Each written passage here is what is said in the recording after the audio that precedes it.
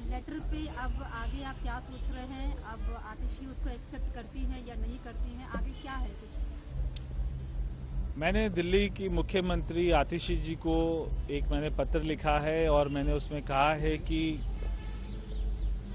यहाँ की नई दिल्ली विधानसभा की जनता जहाँ पर उनके टैक्स का पैसा लगा, जहाँ पर उनके विकास का पैसा लगा, तो वो शीश महल को देखना चाहते हैं कि वो शीश महल कैसा बना।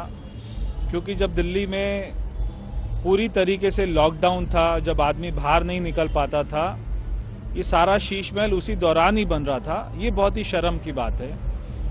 तो यहाँ के लोगों ने मुझे कहा, जी कैसा है, आज तक तो दिल्ली के मुख्यमंत्री ने 11 साल में हमको अपने घर नहीं बुलाया, तो हम एक बार देखना चाहते हैं वो शीश महल कैसा बना है। तो मैं आतिशी जी को कहना चाहता हूं कि शीश महल को एक जो है पर्यटन स्थल वो उसको घोषित करें, वहां पे लोग जरा देख के आए कि दिल्ली को ठगने वाला, दिल्ली के सपनों को बेचने वाला, दिल्ली के लोगों के साथ में विश्वासघात करने वाला व्यक्ति ने अपना राजमहल कैसा बनाया था। तो ये सारे लोग देखना चाहते हैं और मैं जैसे ही वो खोला जाता है दिल्ली के लोगों के लिए, मैं यहाँ के लोगों को वहाँ पर ले जाकर दिखाना चाहता हूँ कि उनका मुख्यमंत्री कैसे राज में रहता था।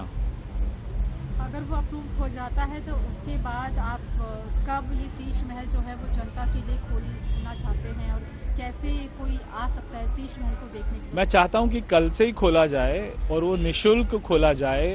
पूरे दिल्ली के लोग, सारे लोग वहाँ पर आएं, सुबह से लेकर शाम तक उसको देखें और वो देखें कि दिल्ली के जो दिल्ली का महाठग है उसकी असलियत क्या है। तो ये दिल्ली के ऊपर में जो 11 साल से आपदा वाली स्थिति है, ये आपदा को बदलना है। अपोजिशन ने ये भी कहा था कि ये कोई पहला घर तो नहीं है जिसमें इतने पैसे लगे हैं, पीएम की आवास में भी कई गुना पैसे खर्च हुए हैं। तो शीश महल को जो लगातार परवेश वर्मा या बीजेपी टारगेट कर रही है। देखिए, ये मुख्यमंत्री का पहला ही घर है। एक तो दिल्ली में कोई भी मुख्यमंत्री का फिक्स्ड आवास नहीं है। जब हमारे दिल्ली के मुख्यमंत्री खुराना जी होते थे तब वो 33 शामनाथ मार्ग में रहते थे। मेरे पिताजी मुख्यमंत्री थे तब वो 9 नंबर शामनाथ मार्ग में रहते थे।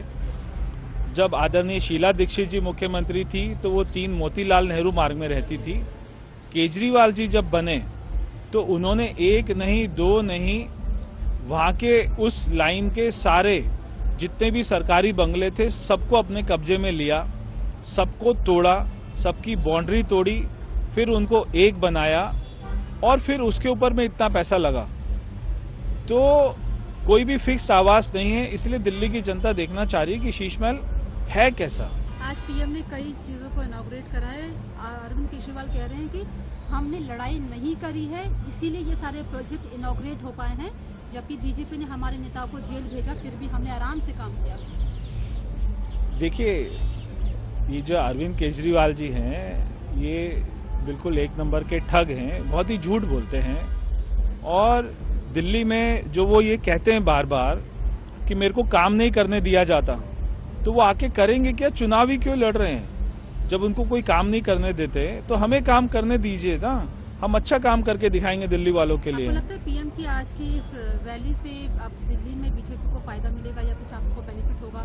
देखिए, प्रधानमंत्री जी का तो मार्गदर्शन हमको मिलता ही है और जहाँ पर भी मार्गदर्शन मिलता है, कार्यकर्ताओं का, दिल्ली की जनता का मनोबल बढ़ता है।